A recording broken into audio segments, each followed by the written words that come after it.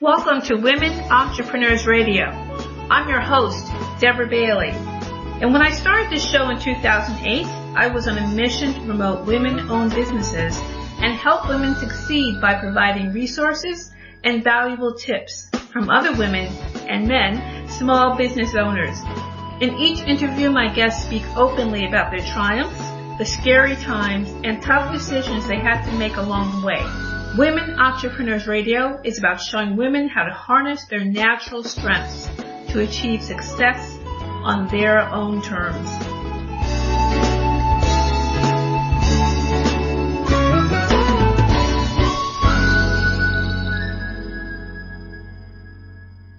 Hi everyone, welcome to Women Entrepreneurs Radio with your host, Deborah Bailey. I'm really glad you could join me today. And if you're listening to this show on Podomatic, you can also find it on iTunes. And now you can also find it on Spotify, iHeartRadio. There's also a YouTube channel, but there's different places you can find the show and listen in. So I hope that you will do that. And also if you're on iTunes, please stop by and leave a review. 5 stars is great because the more reviews, of course, the easier it is for other people on iTunes to find the show. So please make sure that you do that. Really love to hear your feedback about the show. And also stop by womenentrepreneursecrets.com and you will also find a list of the different platforms the show is on and also articles of interest to women entrepreneurs. And you can also find out about contributing articles there if you would like to do so. And my website, dbaileycoach.com, is where you find out more about me and my books and also book coaching. So you can get all that good stuff there. And my fiction site is brightstreetbooks.com. And you can find out more about my books there, different novels and things if you're into that. Please stop by and check out the selection. So I hope that you will do all that. So we're going to get started today with my guest, Emily Capuria, and she's going to be talking about her topic, which is Get Selfish, the key to managing your time, finding your balance, and truly having it all. And Emily is a licensed clinical social worker and certified holistic health coach, writer, speaker, and coach who's passionate about redefining happiness and showing people how easily accessible it is once you shift your definition and reconnect with who you truly are. She's a creator of the Laugh More, Live Louder course, which helps people to map out what's next and take the steps to make it happen. And she's also the founder of Balance and Thrive, a website that offers a holistic approach to living a happy, fulfilling life. And you can find that at balancethrive.com. So welcome to the show, Emily. Thank you. Thank you so much for having me. I'm super excited to be here and talk with you. Emily is a author and publisher now, and I was very honored to work with her. To support her as she got her book out into the world. So you definitely will be hearing a little bit more about that book later on and seeing where you can purchase it. So we're just going to right now get started with you, Emily. If you could just share how you got started in your journey to deciding you're going to become a coach and do all this good stuff and start your business. So my professional background and my education is I'm licensed as a clinical social worker. I have a BA in psychology, a master's degree, and had worked for several years with adults, children, and families in community mental health, so traditional psychotherapy, anxiety, mood, those type of things. And as I was doing that work, I personally was navigating unexplained infertility. And as part of that process for me was, it was a 7-year journey, and pretty early on, I had tried medication and gone to the doctors, and none of that was working. So I was looking for some alternative options. And I personally worked with a health coach a long time ago. And so as I was working with a health coach, I was really blown away by kind of the interplay between food and how we feel and our energy and, those type of things. And so that's the reason I became certified as a holistic health coach. And I got into coaching and I started my business when I early on in 2009. So early on in my infertility journey, about 2 years in, I had become pregnant and I had a miscarriage at 14 weeks. And what that really confronted me with was that I very much wanted to have a child, but I was also facing the reality that may not happen. And this was definitely a process. Like, this did not happen overnight, but I was kind of confronted with that loss. Like, things in my life aren't working. Things aren't, coming together in the way that makes sense to me. Like, I'm struggling. I felt like a dark cloud had infiltrated every area of my life.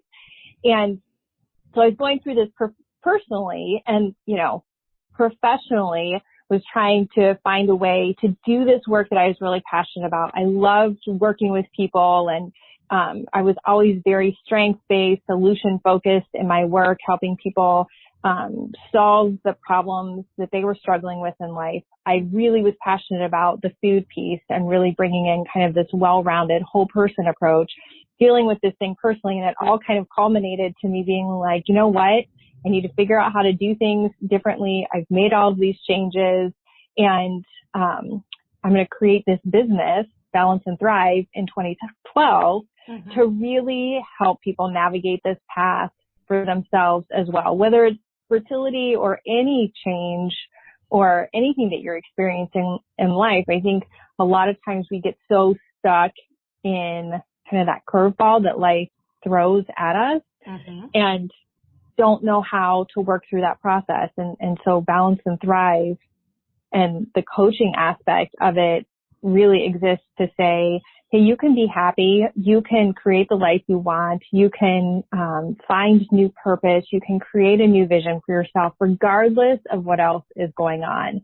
And so my coaching, my book, Happiness Happens, Balance and Thrive, it's all to support people in that path and process. And it's really, I think, so inspiring that you told your own story and decided, I'm going to share this as a way to help others to find their way. Because that's important once you go through something and you learned about, yourself and what you've been through. And now these are ways that now you can now turn around and say, okay, I know there's other people going through similar things, similar journeys.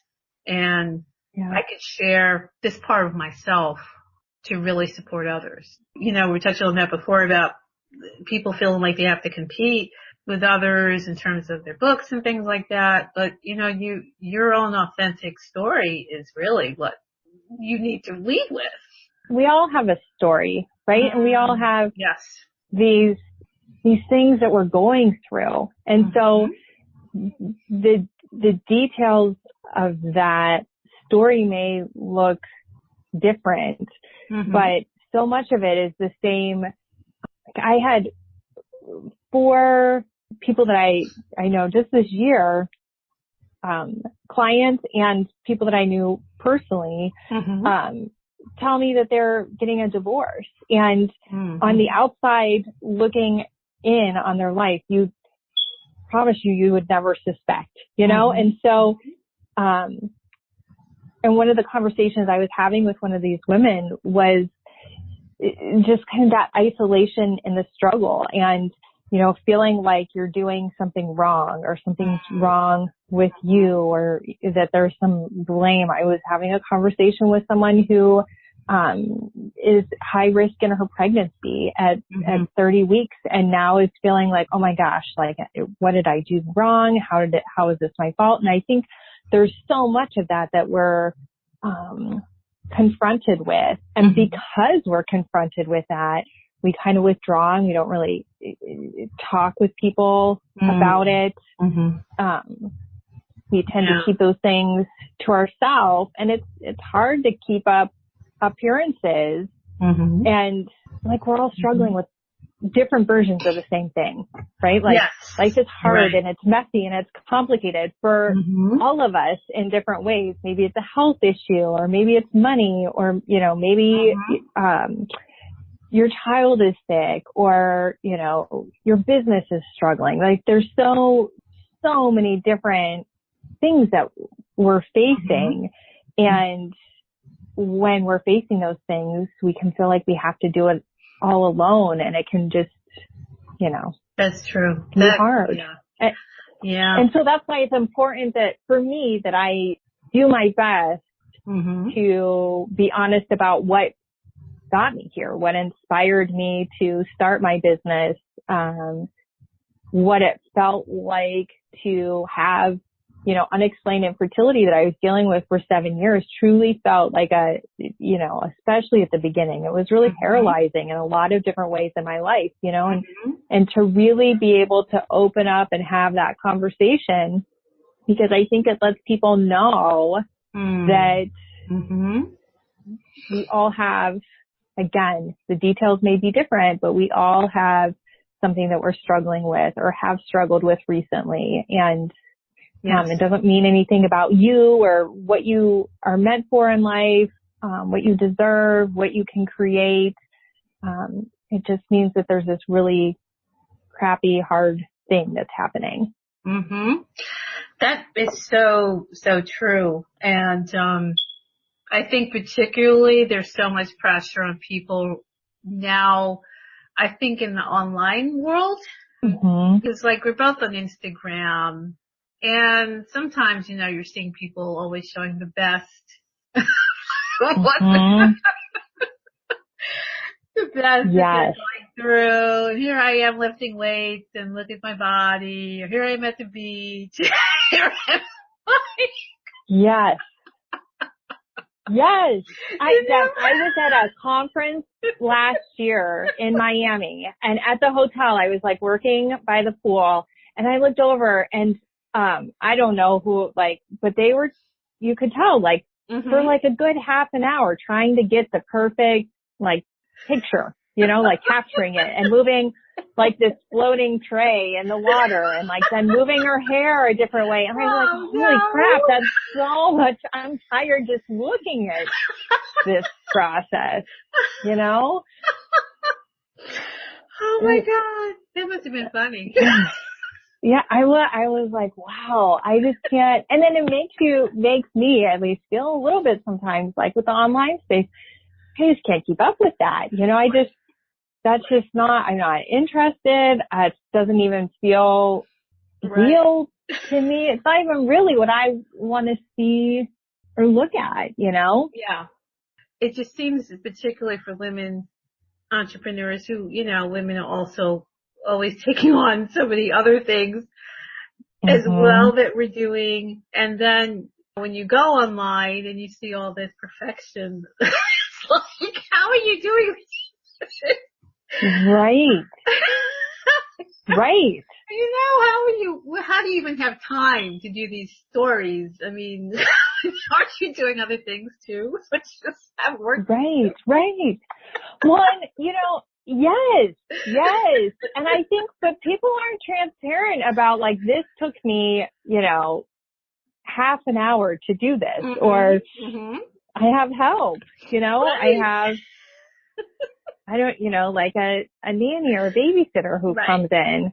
This is a personal example for me. You know, I have somebody who comes and helps me out each week. I have an amazing woman who comes and cleans my house twice a month. Like, I literally, don't know. I have my parents who live close enough who help me out with my kiddo. You know, one of the things, like, in managing your time is really being able to say, like, I can't do it all, and I don't have to, right? And like we talked about having it all and having this vision of what that means for each of us, but having it all does not mean that you have to do it all. It doesn't mean that you actually have to be the one who does every single thing. And I think that that's like a mental shift that we have to get around to say, in order for me to have my version of having it all, in order for me to have the career, the business, the family, or maybe there's not a family component, like the personal and professional life that I want to have, I can't probably do all of the things because there are only 24 hours in a day. And if I want to sleep any of those, like I'm going to have to do some things differently and be okay with that. There's nothing wrong with that. Like there's no rule that says if you want to have this amazing, great life, even if it's a little messy and complicated, if you want to have it, like you have to do every single thing to do it. That's like a crazy, I feel like that's like the framework that so many of us are working with.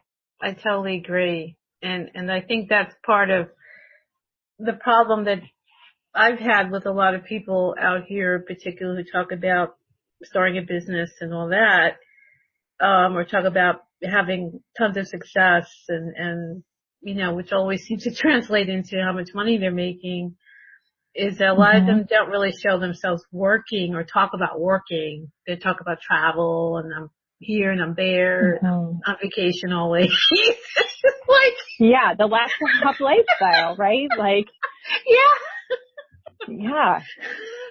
Oh, like, how are you doing this though? Right. How are you doing that? Yeah. It doesn't really compute in real life that has, as you said, it has all these components and it's messy and things happen and you go through things. And that's more what happens to human beings. You know, it's not always everything's perfect. So. Right. And that's okay. That's the other thing that I think, like, it's okay that it's not perfect. And I think we're not used to that idea either. Like even from when we're little kids, I will never forget when we bought our house like 3 years ago, and we had family here, and one of the kiddos ran down the stairs, and she was like 6 or 7 at the time and totally wiped out. And you can tell that she was like, I mean, she was not like massively injured, right? But you know, like it hurts when you fall down steps, right? Like, and it's also embarrassing.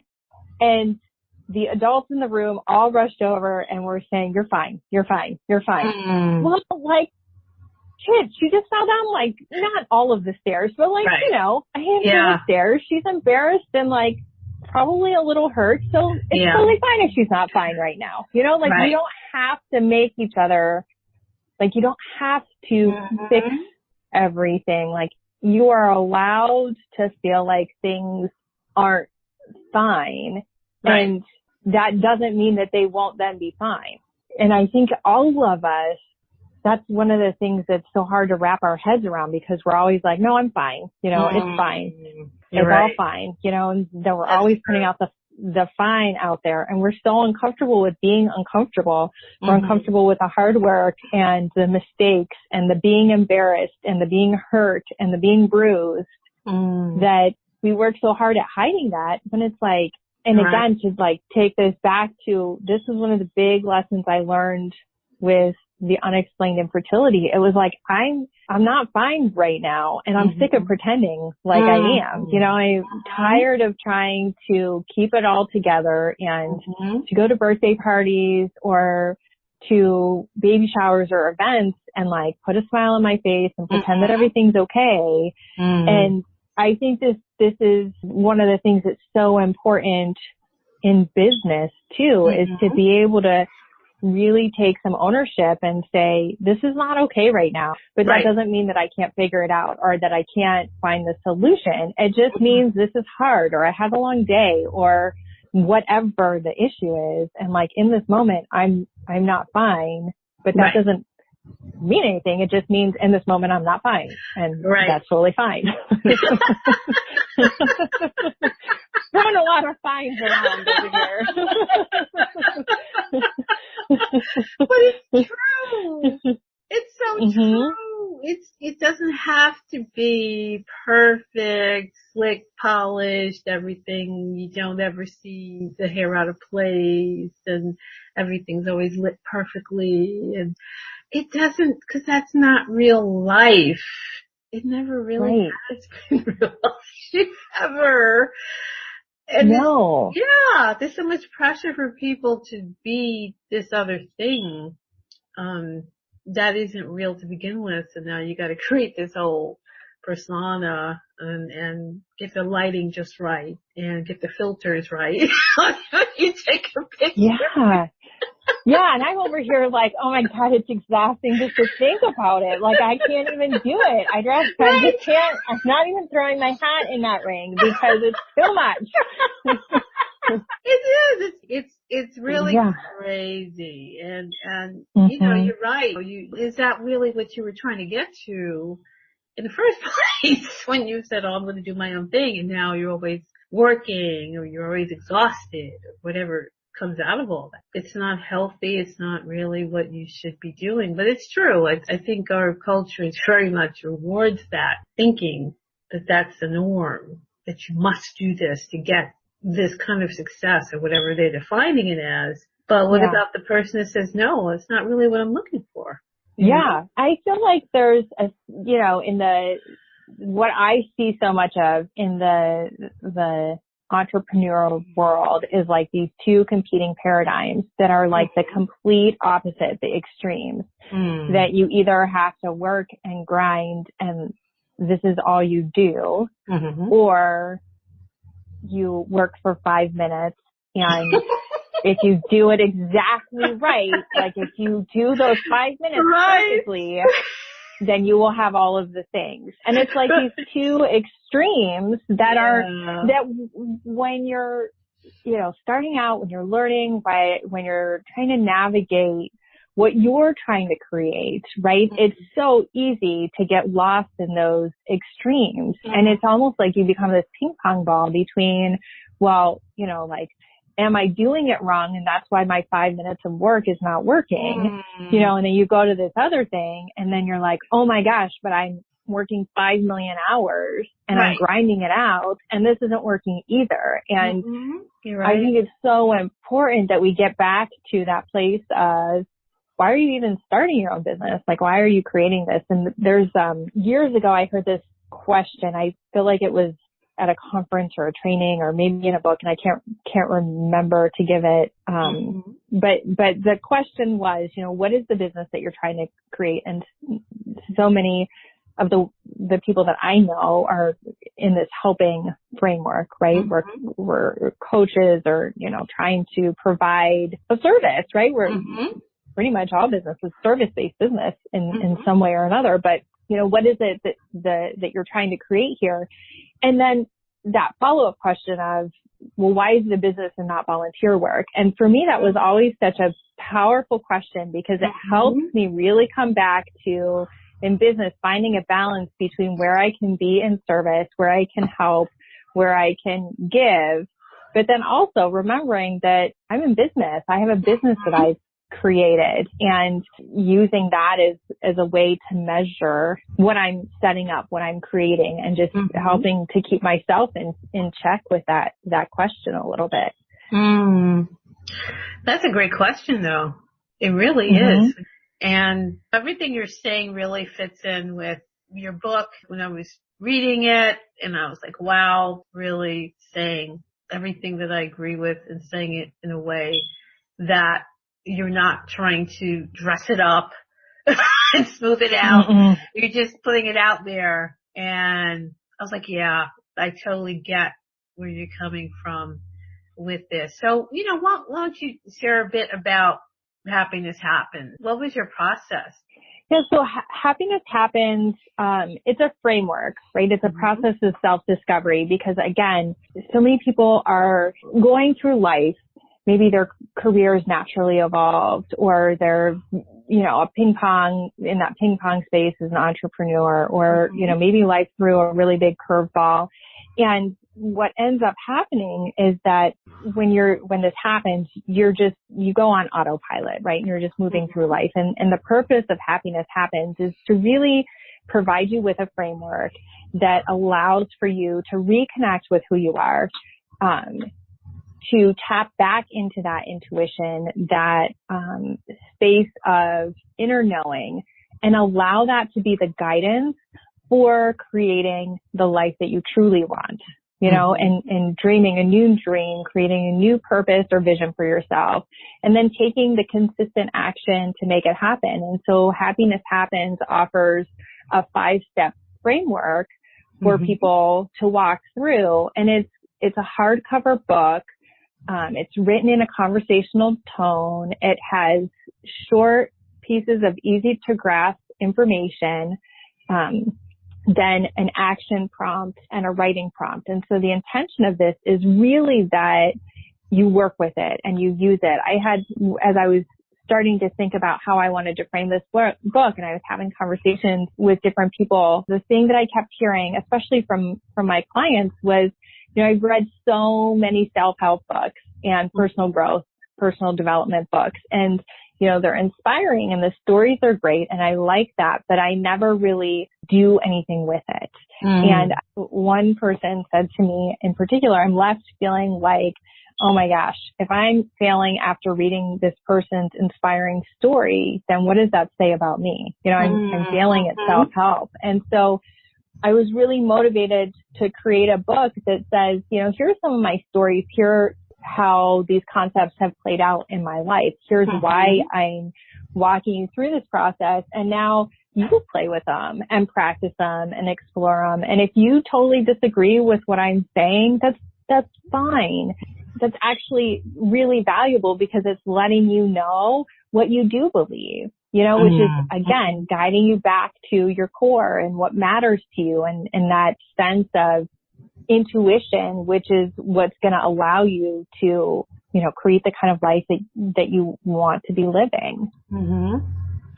That is so powerful too, because as we were saying, there's so much pressure for people to fit into a certain box that they may be exposed to, particularly online, that they're thinking, oh, this person is doing all this, and oh my goodness, I'm not doing that. You know, and everything's not all nice and neat all the time, and here they are doing all these things and looking perfect to it, and everything is so nice, and wow, I guess I'm not at that level, or I'm doing something wrong. My life doesn't look like that. Right. And this book is to help you say, my life looks like what it looks like, you know, and this is why I know it's right for me. And I can consult or ask questions or gather information, but I'm not going to use other people's experiences as the barometer for my personal success or my personal happiness. I get to define what that means to me. I get to define what that looks like in practice, whether it's, you know, work-life balance, whether it's how I set my business up, whether I go into the online space or have a brick and mortar, whatever it is, it's you defining what that looks like for you. And it's hard to do that when we have all this outside input coming in. That is really, really important to note, because then you start to feel like you're not doing something that everybody else seems to be doing. And, you know, like you're saying, everybody's not really going to say, they're not going to reveal that maybe they're not doing these things, or it didn't work the way it appears to work for other people. Like you're talking about the little girl having the accident on the stairs. It's like, well, I'm not supposed to reveal that this hurts, or I don't feel good after that just happened to me. Right. Well, and the other thing that's so interesting, I read an article in the past week or two. By the time it becomes like a trend, what everybody else is doing, the tide tends to shift. And I just read an interesting article on Instagram and how like the perfectly curated feeds, and I guess, and I'm not very hip, I have to admit, but so I don't know this exactly, but I guess there were like traveling Instagram walls or something where people go and stand in line and take pictures either in these spaces or in front of these spaces. And how those used to be wildly popular and how that's not the case anymore. And so even like finding your space in the online space, which can feel loud and crowded, and then, you know, you start to notice like how people are doing it, and you think, oh, this is how it's should be done, right? Or is supposed to be done. Yeah. And you kind of jump on that, but then the tide shifts, right? And like it turns to a different way of doing things. And if you don't have that strong center, you're constantly going to be, I mean, obviously I understand you have to be aware of and in tune with the trends, but decide how you want to utilize those to your benefit or how, you know, your business or life looks instead of trying to always jump on that to catch the wave. That's very true. Because a lot of times you don't know that that's already played out because you're seeing it everywhere. Right. You think, oh, that's what I need to do, but it's already shifted to something else. And by the time you get there, it's already kind of petering out. Right. Well, and that's what like the brand expert, that's like what a lot of people in the design and the social manager, like that's a lot of what the experts are still teaching. So honestly, I was kind of surprised to read this article, but it was saying like the younger generation is actually pushing the shift because they're showing more like messy real life. And that'll be interesting too, because now are people going to move into this space of like complete mess and like craziness and chaos? Right. You know, or is it going to come back to I don't know. And I'll be really surprised if like the perfectly curated Instagram feeds are going to go completely away, you know, because I think that they have a pretty strong presence, but who knows, you know, I don't know, but it's just so interesting. But again, like when you're real connected, and this is what I talk about in step 2 in Happiness Happens, like that process of getting really connected, really becoming who you are, really being grounded in that. When you are, you can make decisions that come from that more like grounded, foundational, clear space. That's very true. And I think also when people are just kind of being themselves, a lot of times that's what people remember. That's what stands out because people can kind of tell when things are nice and slickly curated. And it's probably always going to be a market for that. But if you're tired of that and you see something completely different and someone's just being themselves in a certain way that doesn't seem like it's like they are pretending to be that way, that's going to stand out to you as something, oh, okay, I haven't seen this before. Or something about it will appeal to you, maybe in ways that you don't even realize because you're kind of tired of the other stuff. And after a while, nothing stands out. I think that's the thing that I see a lot. Or, you know, of course, if you're on Twitter and everybody's talking about this or that, and I'm like, well, you know, I'm not really into that, so I'm going to skip all this. But then you realize people jump on things because everybody else is talking about it. So now they have to come with their think pieces and their long threads and this and that, because now I've got to jump on this too so I can be seen. But they don't really realize that maybe if 99% of the people appear to be following one thing, so how are you standing out now? You're not. You're just one more person on the bandwagon who is following this thing. And maybe if you're trying to be seen, maybe that's not quite the way to go about it. It's kind of exhausting to have to keep up these appearances of things that you don't really, maybe you aren't really that person, or you don't believe really, or you don't believe in. But after a while, it's like, well, who are you really? Right. It's easy to get lost in all of that, right? It's easy because you're trying to figure things out and you don't know everything because you're not supposed to, but you're learning, and it's so easy to get caught up, you know, and it's easy. You had asked me a question a while ago that I found so helpful, which was to look at what the people are doing that I really like admire or look up to in their business, you know, and really look at that. And so for me, that's a really helpful question because it almost takes you like above the clouds, where if I'm really inspired by Brene Brown and I'm looking at like her Instagram feed and her website and, you know, like watching her talks, one, I want to be conscientious to not like compare myself because she's at a different place in the journey than where I'm at right now. Mm-hmm. But the other thing that does is instead of looking at people who are maybe doing what I'm doing, but like not to that level, you know, like between me and Brene Brown, like the people who are either in the same space as I am or what it takes you out of all of that comparison and looking and chasing, which I find to be really helpful because it's like you step beyond that and you don't get caught up in some of the stuff that's happening in the clouds, maybe, you know? Yeah, that's a great point. But yeah, I realized that kind of seeing, okay, what are these people doing who you may feel like, okay, this person lines up with who I am or where I'd like to get to or who I admire what they did and how are they moving through the world or how are they sharing what they do?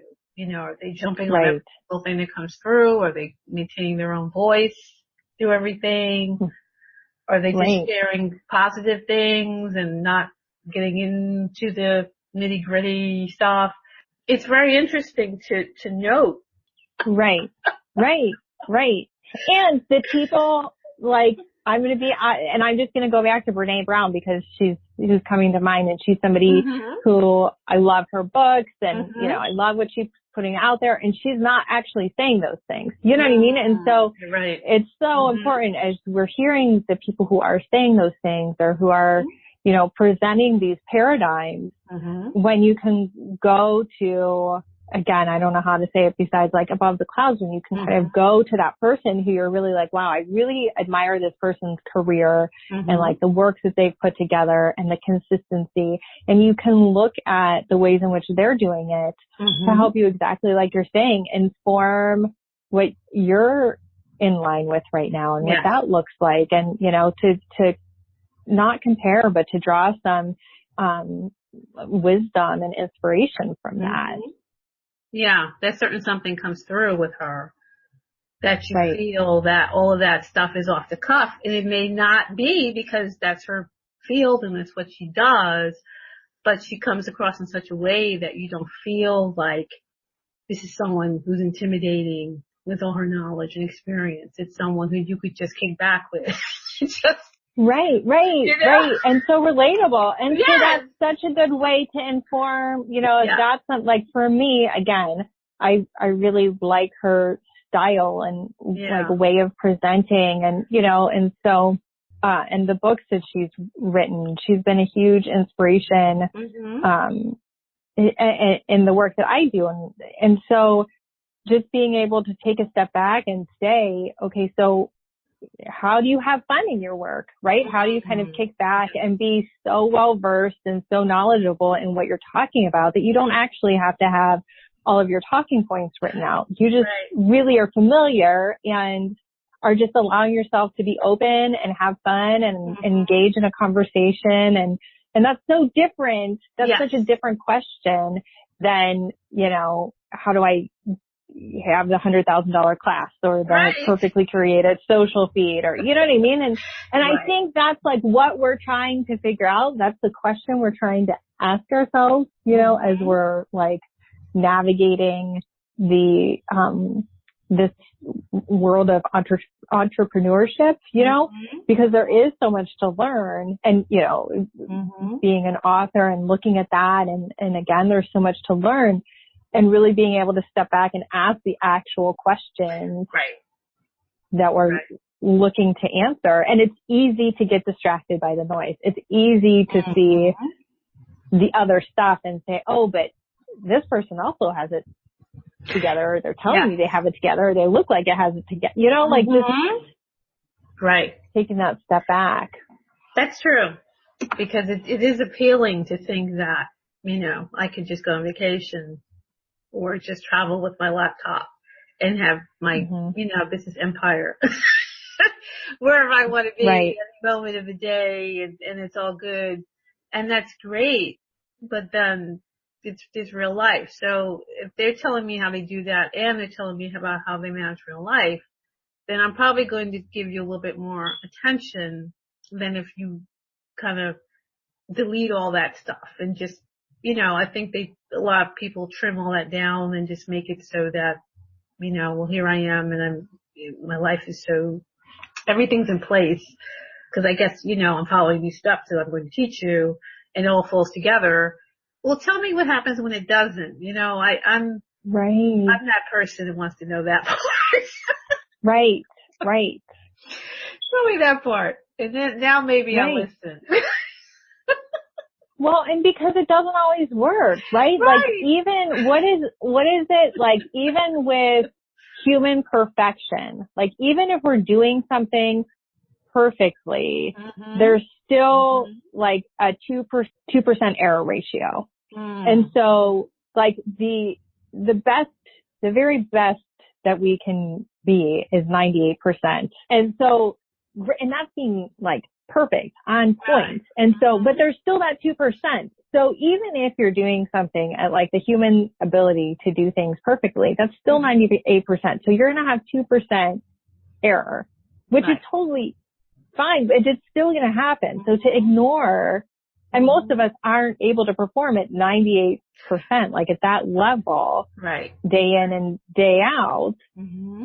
So we have to look at, and this is an older statistic back from when I used to do like the corporate wellness presentation. So it may have shifted down since that time, but really, like, we have to at least acknowledge at the very minimum that there's 2%, right? There's 2% of mistakes and error and things not going exactly right. And so that's the side of the story that at the very minimum, we have to acknowledge that it happens, because when that 2% happens and you're like, oh shit, like that's more of a problem, right? To be completely thrown off your game when it happens. Exactly. Yeah. And I think that's it. People don't want to even acknowledge that even that 2% can happen. And so if other things happen in your life and then it's like, completely throws you off, but you haven't really acknowledged that or don't count that in because you think you're not supposed to acknowledge it. You're being told that that's not even a factor. People hold themselves up to these standards. And we're talking about balance. It's like they think they must be, perfectly balanced and everything must fall into place, and so much pressure people put themselves under. And then if they can't have that success they think they're supposed to have, then they give up or they think they're terrible. Right. Yeah. Yeah. There's something wrong with me. I don't deserve this. I never can do it, blah, blah, blah. And then you get my book, Happiness Happens, that helps you figure out what happens. So there you go. Right? There you go. That's it. Yep. That's the solution right there.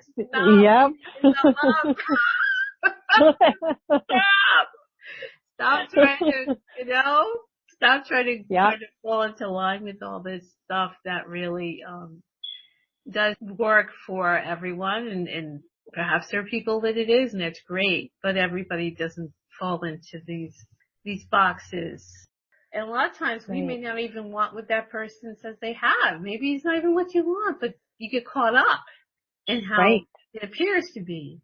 Right. Or think that we should want that. Right. That's true. I've definitely been there myself. Yeah. There's a lot of what people are saying they want that I can promise you I have zero interest in. Like traveling. I like to travel, but like travel, as my like way of life. I love vacation. I love travel. I love going places. And I also love coming home, in my comfy bed and like my normal life and my routine. And, I like that a lot too, Right. And that's the thing, people are maybe selling something that doesn't really fit your life, but then you start to think maybe you're missing out, or maybe something you don't know, or maybe you're wrong, because maybe that's the way it's supposed to be. And it can be really hard, with all the noise going on around us to hold on to that part of you that is right, that you follow, but then you sidetrack, and that's unfortunately it's so easy to do.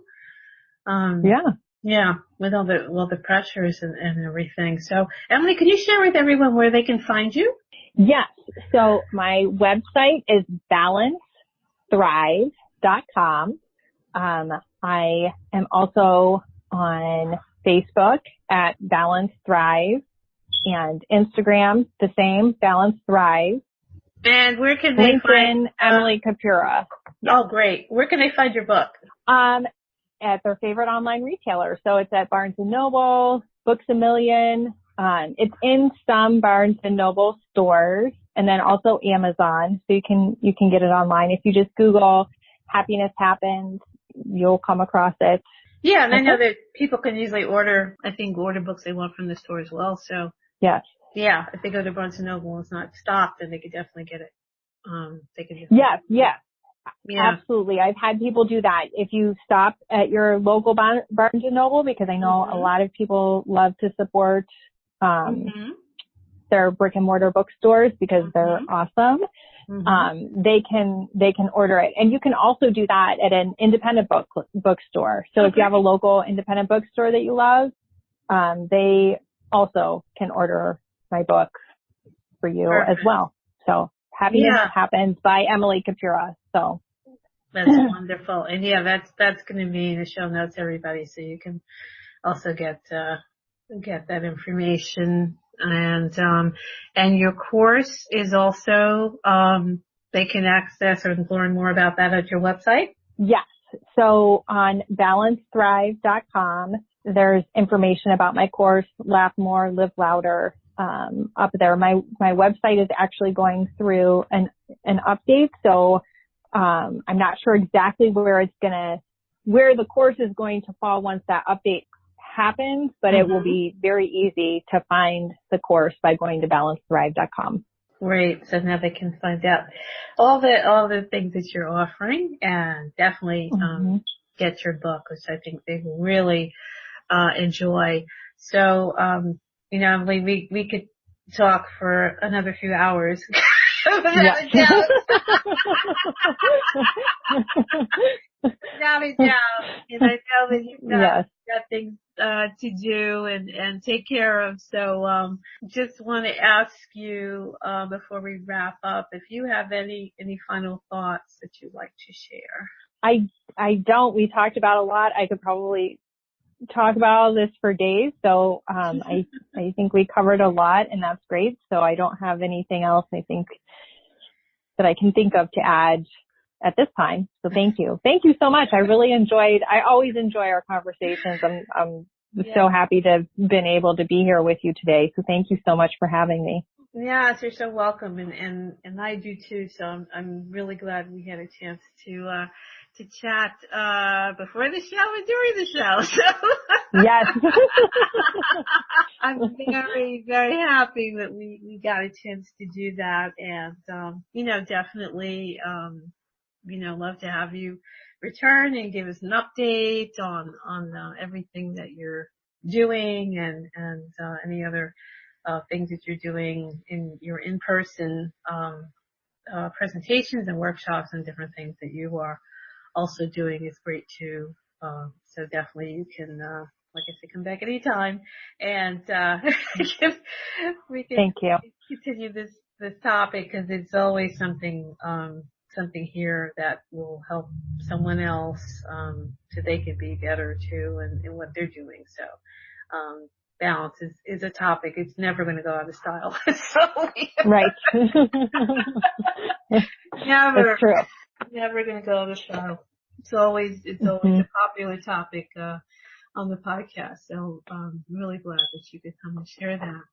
So everyone, I know you enjoyed the show. Please share this, with your friends and contacts and also share it on social media. And as I said before, come to iTunes if you listen there and share a review, 5 stars, of course, and let everyone know how much you enjoyed what you heard here today. So again, it's been Women Entrepreneurs Radio with your host, Deborah Bailey. So glad you could join me today, and we'll see you again next time.